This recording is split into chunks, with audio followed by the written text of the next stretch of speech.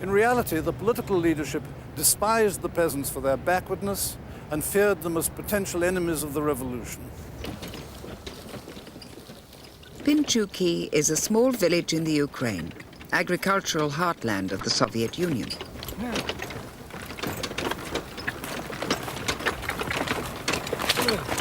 Like thousands of other Soviet villages, it paid the price for the forced modernization of the Soviet Empire. The new cities were full of hungry workers. The peasants were expected to provide for them. Father would wake us before dawn. So by 5 or 6 in the morning, we were already up and about. And then all day until late in the evening, until darkness fell, we'd be working in the fields or doing something around the farm or catching fish for supper. We used to eat fish most of the time then. Couldn't have survived without it. And that was how our family worked, flat out. That was how we managed to build up our little farm. And we had the best kept farm in the village. Stalin believed these more prosperous peasants stood in the way of his plans for the countryside. They were called kulaks. Kulaks were the village moneylenders, innkeepers, and hirers of machinery. Stalin accused them of being class enemies. He declared, "We must smash the kulaks, eliminate them as a class. We must strike at the kulaks so hard that they will never rise to their feet again." The party was mobilized against the kulaks. Even its youngest members, the pioneers, joined the propaganda campaign. We used to go to Young Pioneer Summer Camp to the village, and that was my first contact really with peasants. I didn't know them. And I couldn't understand why they were so glum, and they seemed to hate us. The harvest was very good, but we couldn't collect it because there weren't enough sacks. So we were sent to the village to go to every house and ask them to give up their sacks. And some did and some didn't. And those that didn't, we just put down in our round school children's handwriting, "He must be a kulak." So who were these kulaks? Some party activists argued that a peasant owning 2 cows was wealthy enough to be classed as a kulak. Others said no, he must have at least 3 cows. People without any cows at all were sometimes classified as ideological kulaks. In fact, it was just a vague catch-all term used to justify the all-out assault on the peasantry. The villagers of Pinchuki were in the front line.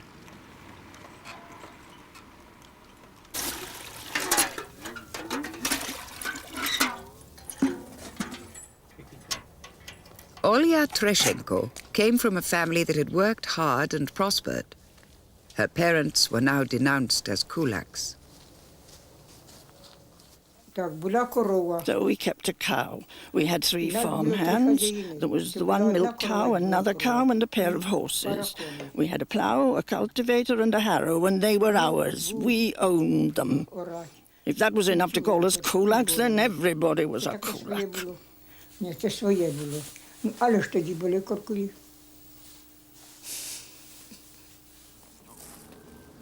In every village, activists like Stepan Olyenik in Pinchuki were mobilized against the kulaks.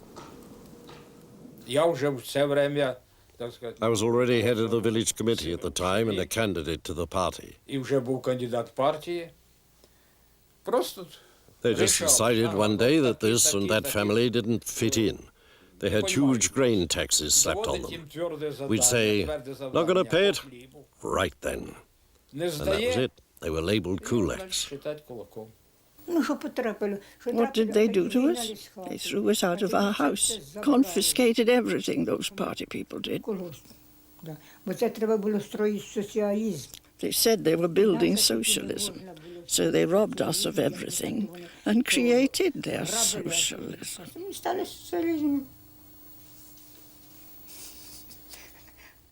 то мы сразу, в общем, раскулачили. So we set to and dekulakized 70 families, deported the lot. After that, we went around a second and third time. But this time we rounded up less, about 30 families. That was because our orders for Pinchuki were to dekulakize and exile 100 families.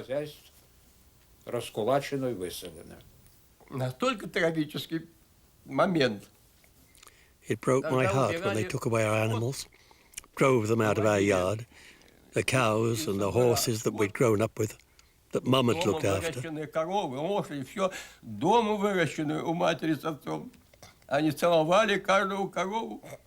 Mum and Dad kissed each cow and each horse, kissed them goodbye. And when the time came to leave the house, they were religious, you see. They went down on their knees and they prayed to God to bless their house. The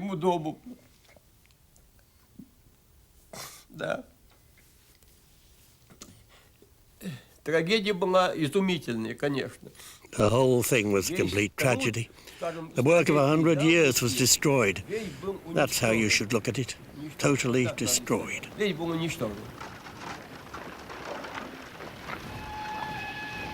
Men, women, children, the elderly, all were deported.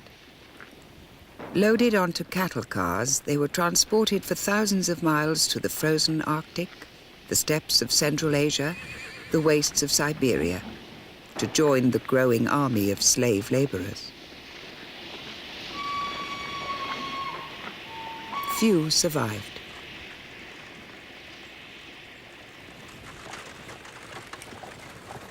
The war against the class enemies, the kulaks, hadn't produced the food the cities needed. Now the party opened a second front. Activists were sent into the countryside to collectivize farming. Peasants were summoned to meetings and told to hand over their land, tools, and livestock to the state. All farming was to be planned and directed from Moscow. We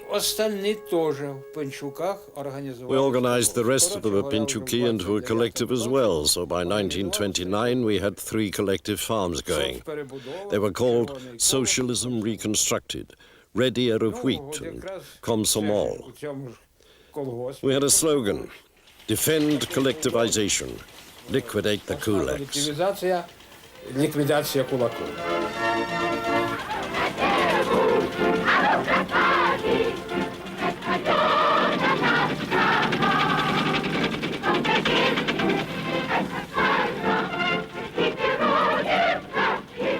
On Soviet cinema screens, peasants marched off happily to join the collective farms and begin a new life as willing servants of the plan.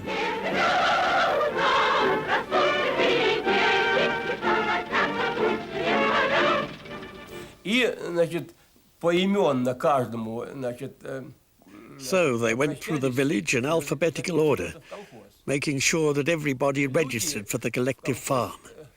Nobody wanted to register, so we asked if we could think it over for 2 or 3 days. Just think it over. Well, during the nights we were supposed to be sleepy on it, we went out and destroyed our livestock. Say someone had 3 cows, they'd destroy 2 of them. If they had 2 cows, they'd kill the smaller one. They destroyed their pigs and their sheep, smashed up their farm carts. Anything rather than leave it for the collective farm. It happened everywhere.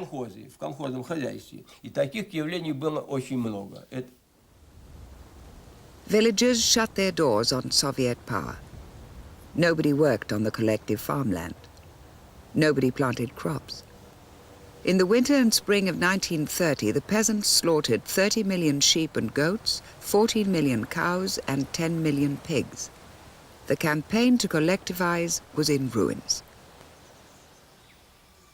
The newsreels claimed victory in the battle to collectivize, but Stalin knew the truth and suspended the campaign, for the moment. The peasants thought they had won. They took back their land and planted their crops.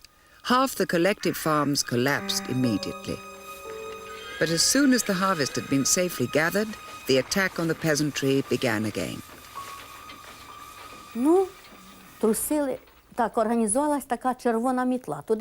They organised something they called the Red Broom. Young constables joined up, a lot of poor peasants, women activists, those sort of people. They went from house to house, took iron pikes with them and pushed them into the ground to feel for grain, cereal, anything. They looked everywhere, in our thatched roofs, in barns, in the vegetable garden, in the backyard, anywhere that something might be hidden. Then they took it all away, everything they found, down to the last grain of wheat.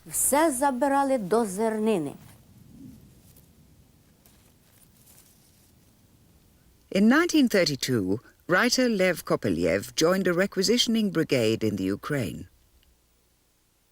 There were little post boxes which stood outside the village Soviet. They'd been put there for denunciations. People were asked to write and say where food was hidden. They'd say in this or that stable, under the horse's back legs you'll find the grain. The ground is soft, so keep digging.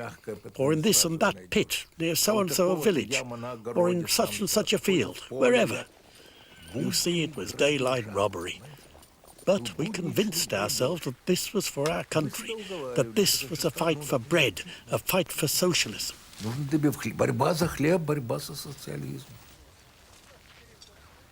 Requisition quotas were raised and raised again. By the winter of 1932, there was no food in the villages. People were starving. There was nowhere to turn for help. The church, too, was under attack.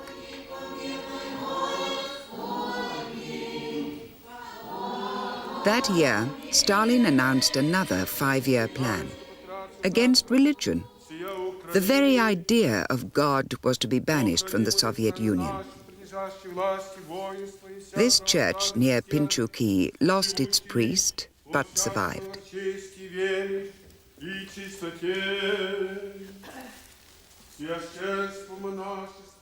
In Pinchuki, the new year, 1933, saw people starting to die. In the Ukraine, the famine claimed more than 5 million lives. People were dying everywhere in the village. Dead bodies were lying everywhere on the streets and the gardens and the fields. We went to local cemetery, and we saw many people who dug their own graves. Some of them were sitting on top, on the sunny side of it, waiting to die and dropped into their own grave. There was a woman lying dead on top of a dug grave, with 2 children crawling over her dead body, sucking her dead breath, and millions of flies swarming around those children and probably her dead mother. And the smell was terrible of the place. Hunger drove the survivors to the edge of sanity. And I remember across the road, we call it Totya or Auntie Paraska. And my mother said she went mad because she was running in the street shouting to everybody.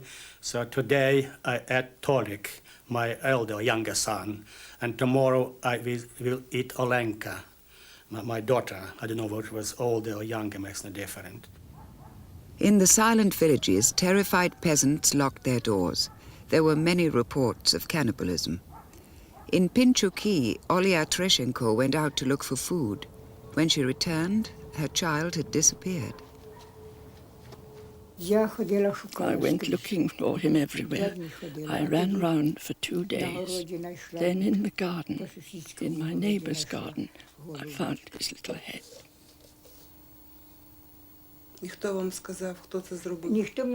Nobody said anything or did anything.